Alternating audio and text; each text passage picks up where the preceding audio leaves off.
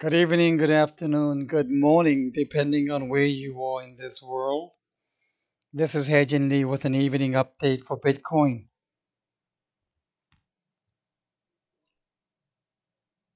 I see a lot of people stressing out, freaking out, getting upset with what really seems like a lateral horizontal movement of the price. I haven't seen Bitcoin since Genesis move in such a lateral movement. This looks so triangulish still to me.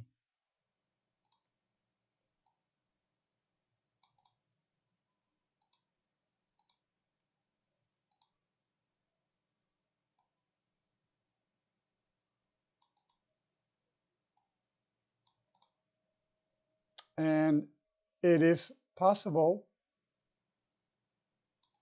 that anything can happen. But possible and probable are very different.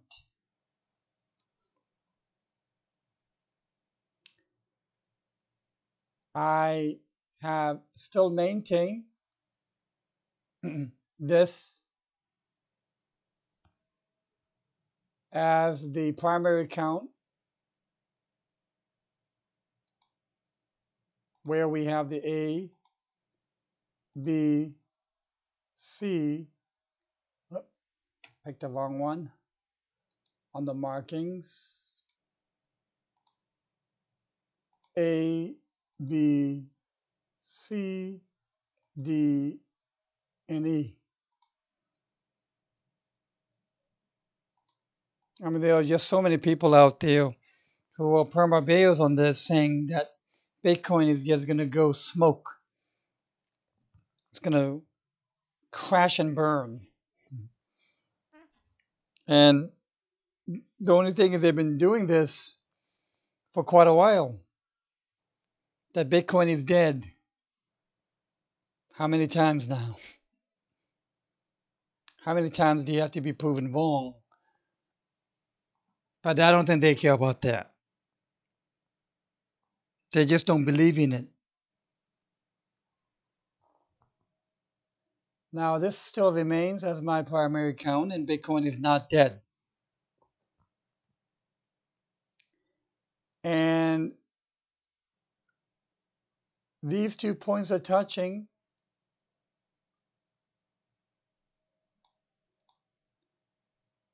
Having only 2 points touching is not the most ideal situation either, I know, especially on a trend line.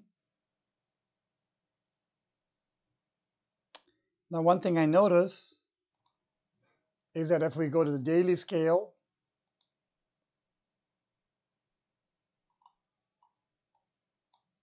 it just looks so triangular.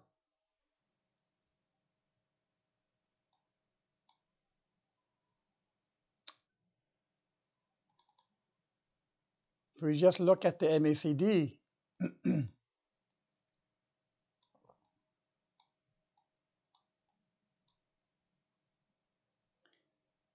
but look at it without the histogram,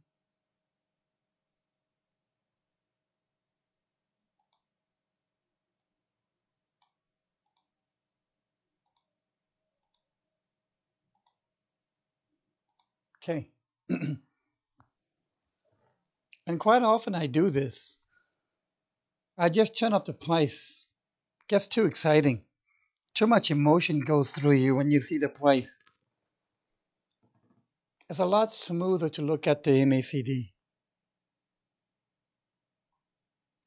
And here is the zero line right here. I'm going to draw a blue zero line.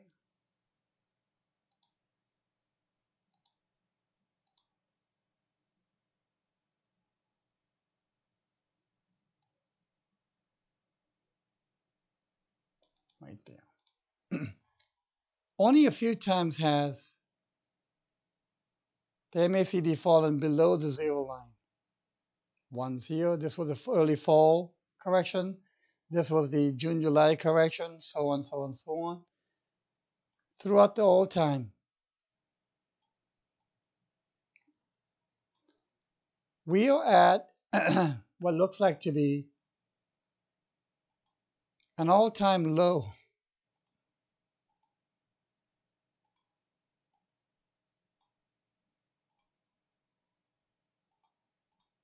An all-time low on the level of the MACD.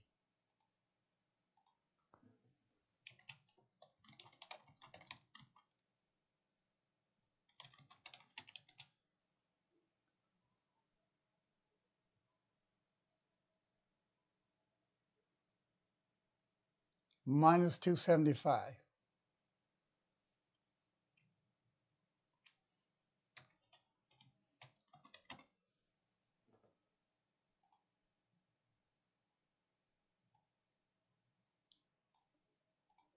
And that's very interesting. If we are at an all-time low for the leading indicator, which is the 12-day moving average, the red line is a 26-day moving average. So the 12-day moving average moves ahead and faster than the 26-day red line. That's why they call it MA, moving average. And the convergence and divergence, how they converge and diverge,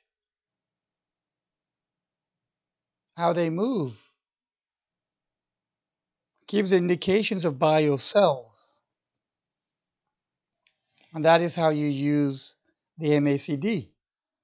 The fact that it is only a 12-day moving average, when you combine that with a 26-day moving average, the 12-day moves faster, moves ahead of the slower red line 26-day moving average. So we are at an all-time low, and people are saying it's going to crash. It's going to crash to 2,000. I'm hearing 3,000, 4,000. It's going to die. It's very interesting. So here we are at an all-time low.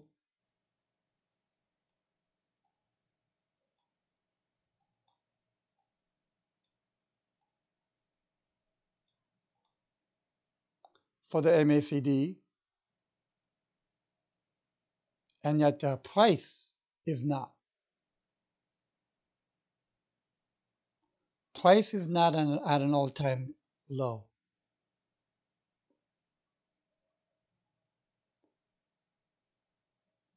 Here from A to C, we have a higher high.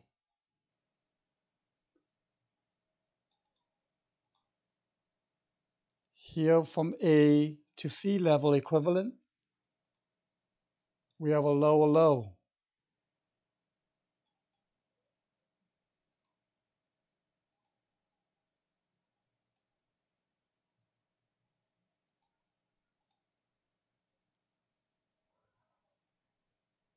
That is a positive divergence.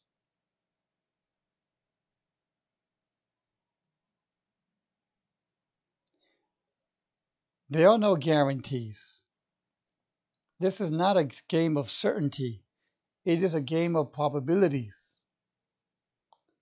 You look for the indications. You look for the patterns and the counts. You identify as many possibilities as possible. Narrow it down to a handful of probabilities. And from that, you select your primary and your alternates. That is the process that I use. Now, counting corrections is always a challenge. For LA waves, there are about 36 combinations of corrections.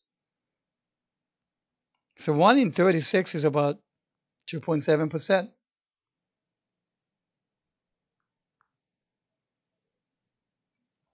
which is why during corrections I usually don't do much of selling and I do more of buying, but by nibbling.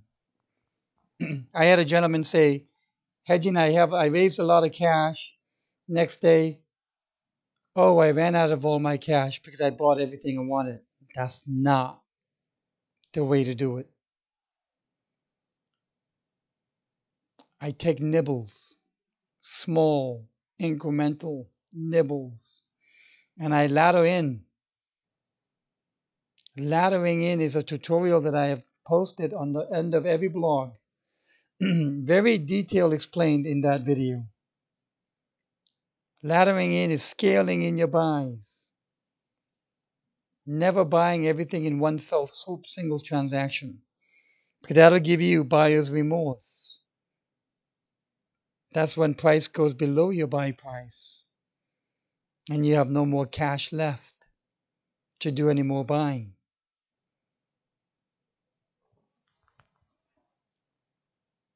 An all-time low on the MACD does not give a very high probability for a crash scenario.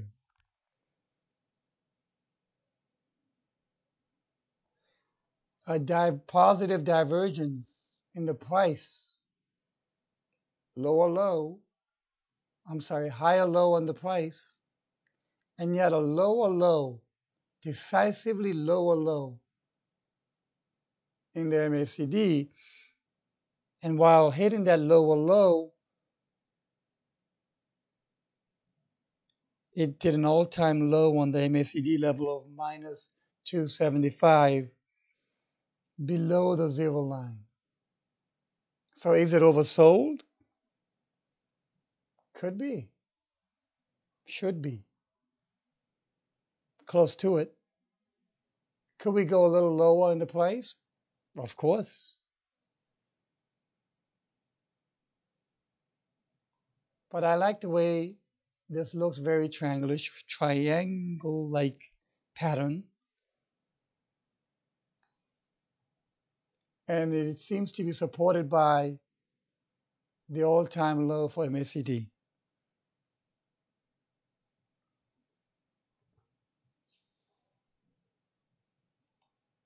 Now, bear in mind my alternate account, which I have been presenting now for several days.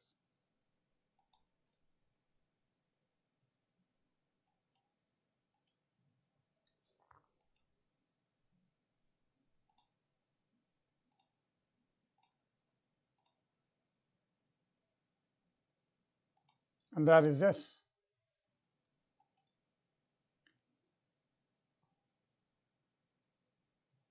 But if the MACD is at an all-time low, to crash this to even lower than where it's gone before, below A, it will take some immense number of sellers coming out and selling and dumping it all.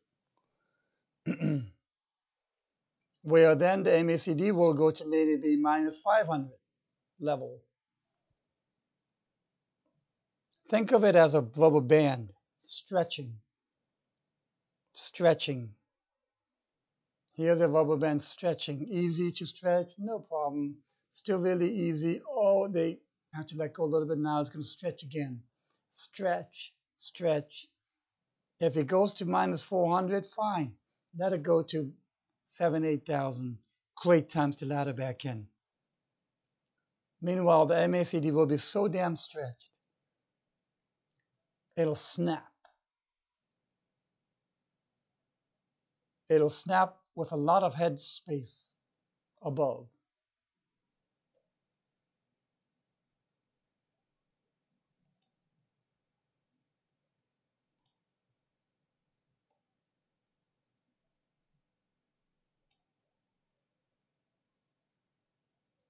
And I think if that is a scenario where we have an ABC correction, and I'm not saying that's my primary account, no, that's my alternate account. It just really becomes, to me, a different pathway, but a same destination.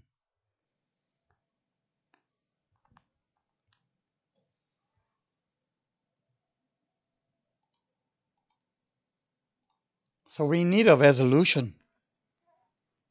Bitcoin is the moon that moves the tide in the cryptosphere ocean. And every altcoin swims in that ocean. So we need a resolution of direction by Bitcoin. Whether it's going to put in the D wave or go ahead and continue with the ABC. And I think the ABC will just be too quick of a correction. Especially for the altcoins, when you see a quick correction, it's not done yet. That correction is going to drag on. Remember the hurry up and wait syndrome? It'll test the patience of anybody. It'll test the frustration level of anyone. That is what I mean by the hurry up and wait. Corrections are always a wait scenario, taking a lot longer than one could expect. Bitcoin does not have that as badly. However, this ABCDE will allow it to extend the correction long enough to eat up the time to still fit into that hurry up and wait syndrome scenario. So what do we do? Well, I cannot tell you what to do. What you do must be self-made decisions. What I do, I wait for the correction to complete. I've raised my cash before the correction, and I am now taking nibbles of incremental buys here and there. I don't blow the whole cash supply in a whole day. That's not the best way to do it, I don't think.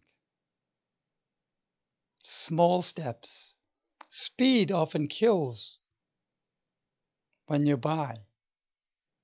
That's why my laddering technique is not a speed-based buying technique. It's a slow, methodical, supply, demand-driven, support and resistance-based buy and sell zones. So even when I take my nibbles and small incremental buys during this correction, I ladder in.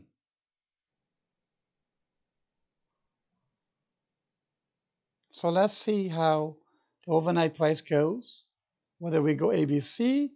And if it does go ABC, then I know exactly what to do. I'm going to count the subwaves for the 5 waves of C. If it wants to go D, then I'm going to expect an E down. Let's see how the overnight price action carries us. The last thing you ever want to do is panic. Awareness keeps the panic away. Cash at hand empowers you to buy when everyone's freaking out, to be greedy when everyone's fearful,